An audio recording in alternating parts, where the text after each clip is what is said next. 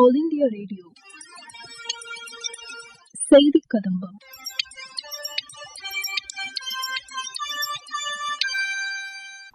இன்றைய செய்தி கதம்பத்தில் மத்திய அரசின் சமூக வலைதள பதிவுகள் மற்றும் சென்னையில் நடைபெற்ற நமது லட்சியம் வளர்ச்சியடைந்த பாரதம் யாத்திரையில் மத்திய நிதியமைச்சர் திருமதி நிர்மலா சீதாராமன் பங்கேற்று பேசிய உரை உள்ளிட்டவை இடம்பெறுகின்றன.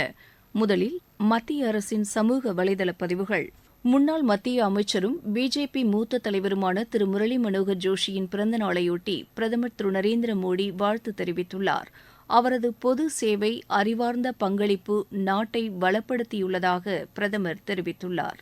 நாட்டின் கட்டமைப்பு மற்றும் கல்வி முறையை வலுப்படுத்தியதில் அவரது பங்களிப்பு மறக்க முடியாதது என மத்திய அமைச்சர் திரு அமித் ஷா தெரிவித்துள்ளார்.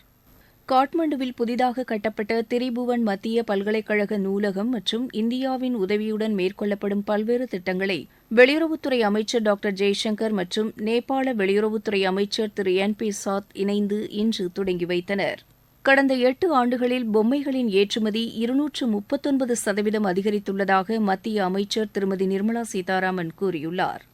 2025க்குள் காசநோயை முற்றிலும் அகற்றும் அரசின் செயல் திட்டத்தில் நிக்ஷய் மித்ரா திட்டம் குறிப்பிடத்தக்க பங்களிப்பை வழங்கியுள்ளதாக மத்திய அமைச்சர் திரு மன்சுக் மாண்டவியா கூறியுள்ளார். அயோத்தியில் வரும் 22ஆம் தேதி ராமர் சிலை நிறுவப்படும் நாளில் 140 கோடி நாட்டு மக்களும் தங்கள் வீடுகளில் தீபம் ஏற்ற வேண்டுமென்ற பிரதமர் திரு நரேந்திர மோடியின் கூற்றை அனைவரும் செயல்படுத்த உறுதி ஏற்போம் என்று மத்திய இணையமைச்சர் டாக்டர் எல் முருகன் கேட்டுக் கொண்டுள்ளார். நமது லட்சியம் வளர்ச்சியடைந்த பாரதம் யாத்திரை விழிப்புணர்வு நிகழ்ச்சி நேற்று சென்னையில் நடைபெற்றது.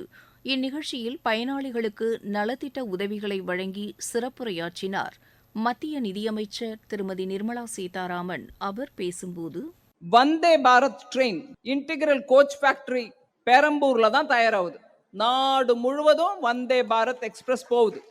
இங்கதான் அதோட உற்பத்தியை மத்திய அரசு எடுத்துட்டு வந்து பெரம்பூர்ல ஐசிஎஃப் ஃபேக்டரியில கொடுக்குறாங்க. 4 வந்தே பாரத் இங்க இன்ட்ரடியூஸ் ஆயிருக்குது. எங்க இருந்து எங்க? சென்னையில இருந்து விஜயவாடா போகுது ஒண்ணு, இன்னொன்னு சென்னையில இருந்து கோயம்புத்தூர் போகுது, 3வது சென்னையில இருந்து மைசூர் போகுது, 4வது சென்னையில இருந்து மதுரை வழியா திருநெல்வேலி போகுது. வந்தே பாரத் இங்க 4 ஓடுது.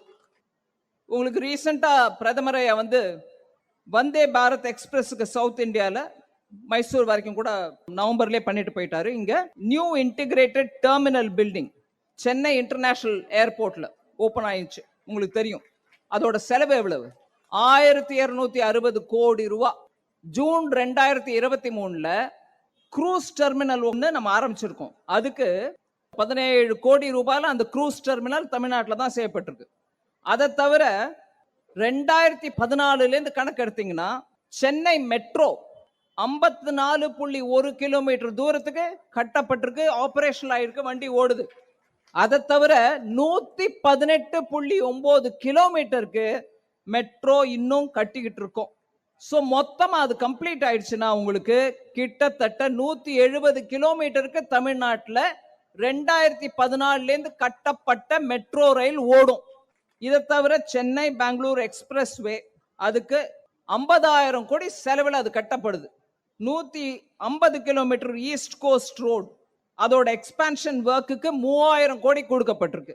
பினான்ஸ் கமிஷன் மூலமா நம்மளுக்கு கொடுக்கப்பட்ட ரெக்கமெண்டேஷன் மூலமா 2014 மோடி ஐயா ஆட்சி வந்ததுலேருந்து 2023-24 வரைக்கும் நம்ம டோட்டல் டாக்ஸ் டெவல்யூஷன் தமிழ்நாட்டுக்கு பண்றதுக்கு 2,88,627 கோடி டாக்ஸ் மொத்தமா டிவால்வ் ஆகுது இங்க. அதை தவிர கிராண்ட்ஸ் அண்ட் எய்ட், அதாவது கிராண்டா கொடுக்கறது, அது டாக்ஸ்ல இருந்து வருதுனாலும் கிராண்ட் நீங்க அதை திருப்பி கொடுக்க தேவையில்லை. இந்த டாக்ஸும் திருப்பி கொடுக்க தேவையில்லை. சொல்றேன் உங்களுக்கு, கிராண்ட்ன்ற கேட்டகரியில 2,58,338 கோடி வருது.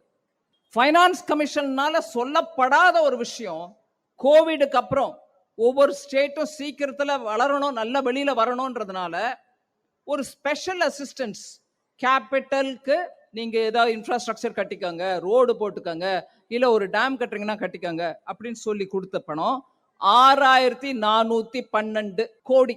இது பினான்ஸ் கமிஷன் சொல்லிங்க. இருந்தாலும் மோடி சொன்னாரு, நீங்க தயவு பண்ணி ஒவ்வொரு ஸ்டேட்டுக்கும் அவங்க கேபிட்டல் எக்ஸ்பெண்டிச்சருக்கு, அதாவது நல்ல ஒரு சொத்து கட்டுறதுக்கு டேம் கட்டுறதுக்கோ ரோடு கட்டுறதுக்கோ பணம் கொடுங்கன்னு சொன்னப்போ வட்டி இல்லாத 50 வருஷத்துக்கு கொடுக்கப்பட்ட அமௌண்ட், நீங்க திருப்பி 50வது வருஷம் அந்த அமௌண்ட் கொடுக்கும்போது அதோட வேல்யூ எவ்வளவு இருக்குன்னு யோசிச்சுக்கோங்க. 6412 கோடி ரூபாய் கொடுக்கப்பட்டிருக்கு. சோ இதெல்லாம் மொத்தம் சேர்த்தா 6,96,666 கோடி ரூபாய் தமிழ்நாட்டுக்கு கொடுக்கப்பட்டிருக்கு. சென்ட்ரல் கவர்மெண்ட் எப்ப பாரு செஸ் சர்சார்ஜ் கலெக்ட் பண்றாங்க, எங்களுக்கு வரதில்ல, அதை நீங்க வச்சுக்கிறீங்க. அதை பலமுறை நான் எடுத்து சொல்லிருக்கேன். அந்த செஸ் கூட நம்ம அக்ரிகல்ச்சர் மார்க்கெட்டிங் யார்ட் கட்டுறதுக்கு இல்ல ஸ்கூல் கட்டுறதுக்கு இப்படி வந்துட்டு தான் இருக்கு. மொத்தமா தமிழ்நாட்டுக்கு அந்த செஸ் மூலமா 2014-15 இன்னைக்கு வரைக்கும் 57,557 கோடி 57,557 crores of rupees வந்திருக்கு செஸ் கலெக்ஷன் மூலமா. அதுல NHAI ரோடு கட்டுறதுக்கு, ஹைவேஸ் கட்டுறதுக்கு 37,965 கோடி ரூபா NHAI ரோட் செஸ் கலெக்ட் பண்றீங்களா? ரோடு செஸ் மூலமா கலெக்ட் பண்ண அமௌண்ட் ரோடு கட்டுறதுக்கு தமிழ்நாட்டுக்கே திரும்பி வந்த அமௌண்ட் 37,965 கோடி ரூபா 2014 கணக்கு சொல்றேன் நான். ரெண்டாவது ஹையஸ்ட் அமௌண்ட் சமக்ர சிக்ஷா ஸ்கூல்ஸ்க்கு 11,116 கோடி ரூபா அதுக்கு வந்திருக்கு செஸ்ல இருந்து, எஜுகேஷன் செஸ்ல இருந்து.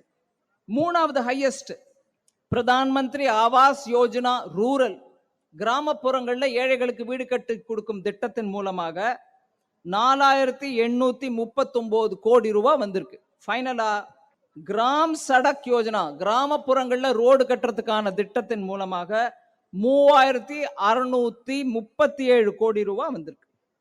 சோ இதெல்லாம் மத்திய அரசு செஸ்ஸா கலெக்ட் பண்ணதோ டாக்ஸா கலெக்ட் பண்ணதோ தமிழ்நாட்டுக்கு திருப்பி கொடுக்கிறோம். அதை தான் எடுத்து சொல்றேன் நான். நீங்க ஸ்டேட் SGST அப்படிங்கிறோம், SGST அது 100க்கு 100 உங்க கைக்கு தான் போகுது.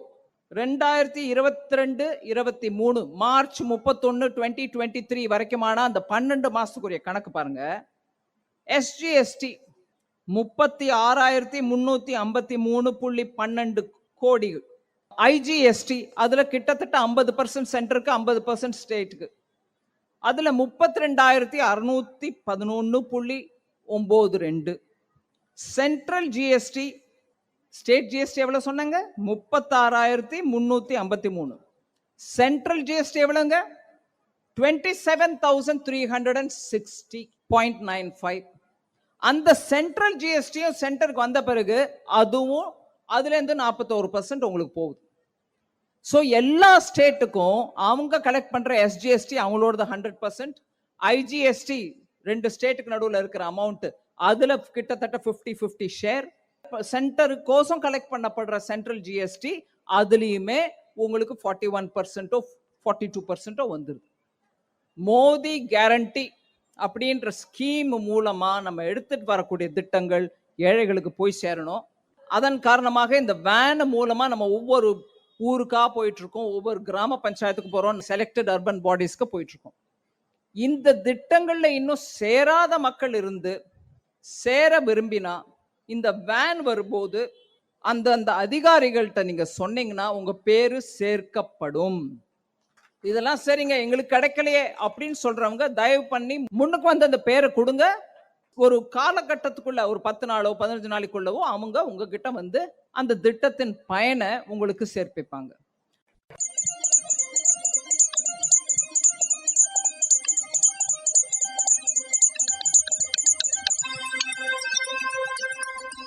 இத்துடன் இன்றைய செய்தி கதம்பம் நிறைவு பெறுகிறது.